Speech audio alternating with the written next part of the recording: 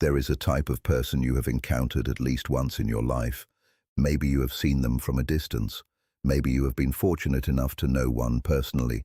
Maybe, in your best moments, you have caught a glimpse of them in yourself.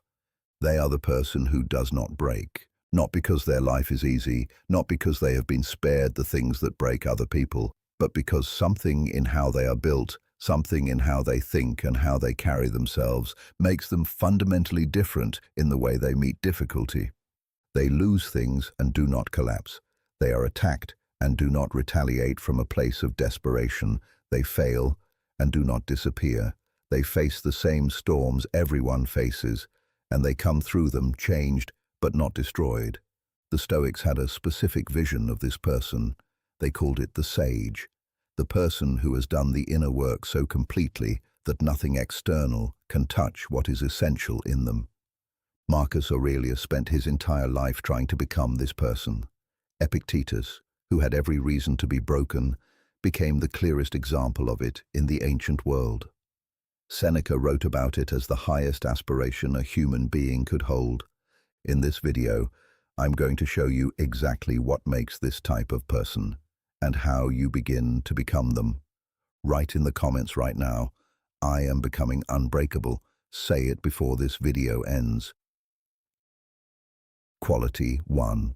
They have built their identity on what cannot be taken. This is the foundation of everything. Most people build their sense of self on things that are fragile: their reputation, their relationships, their achievements, their physical appearance, their social status. These things feel solid, they feel like who we are, until something takes them away, and then, without the thing that the identity was built on, the person does not know who they are anymore. The collapse of the external thing produces a collapse of the self, because the self was never separate from it. The unbreakable person has done different work. They have built their identity on their character, on their values, on the quality of the choices they make when no one is watching and nothing is at stake, but who they actually are. These things cannot be taken. A reputation can be destroyed by a single lie told by the right person, but your actual integrity, the choices you make in the dark, cannot be touched by anyone outside you. Epictetus lost his freedom, his comfort, and his physical safety, and remained completely himself, because what he was made of was not those things. Ask yourself what you are made of, and make sure it is something no one can reach. Quality 2. They have learned to sit with discomfort without being controlled by it. Most people are in a constant, unconscious negotiation with their own discomfort. When something feels hard, they find a way to make it easier. When something is painful, they find a way to avoid it. When something is uncertain, they rush to resolve the uncertainty, even if the resolution is worse than the waiting. This constant negotiation with discomfort is not weakness, it is human, but it has a cost. It means that your actions are perpetually shaped by the desire to escape what feels bad, and that means you are never fully in control of your own direction. The unbreakable person has done something different. They have deliberately practiced sitting with discomfort, not seeking it, not glorifying suffering, but learning, through repeated exposure, that discomfort does not have to mean stopping, that the feeling of difficulty is not a signal to retreat, that they can be uncomfortable and still choose. Marcus Aurelius did this consciously. He would choose harder options when easier ones were available, not as punishment, as training, as the deliberate cultivation of a capacity that would serve him when difficulty arrived without invitation. You cannot become unbreakable in comfort. Comfort is where you maintain what you already have. Discomfort is where you build what you do not yet have. Quality 3. They do not need external validation to know their worth. The person who needs the world to confirm their value is permanently vulnerable, because the world is inconsistent. People's opinions shift. Recognition comes and goes. The same work that is celebrated today is ignored tomorrow. The same person who was admired last year is criticized this year. The person whose sense of worth rises and falls with these external signals is on a permanent emotional roller coaster. They can never fully settle. because the thing they depend on for stability is inherently unstable. The unbreakable person has found a different source. They know their worth from the inside, not from arrogance, not from the belief that they are better than others, but from a genuine, grounded self-knowledge. They know what they are capable of. They know what they stand for. They know how they behave when things are hard, and that knowledge does not require anyone else to confirm it. Epictetus taught that the person who seeks their worth from outside themselves has given away the most important thing they possess, their own judgment, their own authority over their inner state. Take it back. Know your worth from a place that no one else can touch, and watch what changes when you do. Quality 4. They have made peace with what they cannot control. This is the most recognizable Stoic quality, and also the most misunderstood. Making peace with what you cannot control does not mean being passive. It does not mean accepting injustice. It does not mean pretending that bad things do not matter. It means something very specific.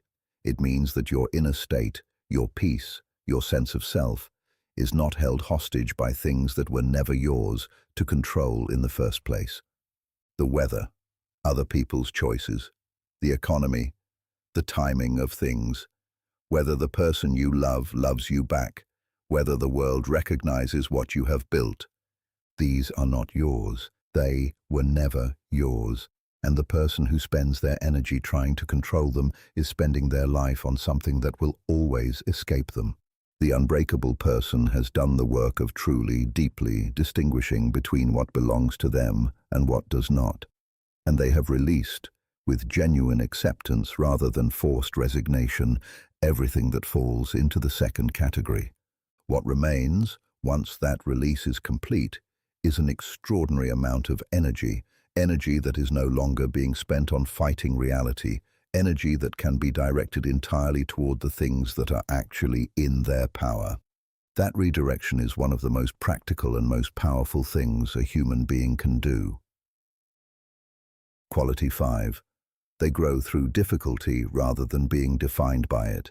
Every person faces difficulty. The difference between the person who breaks and the person who does not is not the difficulty itself. It is what they do with it. The person who breaks tends to experience difficulty as a verdict, as evidence of something fundamentally wrong with them or with their life, as a signal to stop, to retreat, to protect themselves from further harm. The unbreakable person experiences difficulty differently, not as a verdict, as information, as material, as the specific pressure required to develop a specific capacity that ease could never have produced. Marcus Aurelius returned to this idea so many times in the Meditations that it clearly required constant reinforcement even for him. The obstacle is the way. The impediment to action advances action. What stands in the way becomes the way. This is not just philosophy. It is a practical reframing that, when genuinely internalized, changes the experience of difficulty completely. Instead of asking, "Why is this happening to me?" the unbreakable person asks, "What is this building in me?" And that question, asked consistently over a lifetime of difficulties, produces someone that ease and comfort never could. You are building this person right now. Every time you keep a promise to yourself when breaking it would be easier. Every time you choose your response rather than reacting from impulse. Every time you sit with discomfort instead of running from it.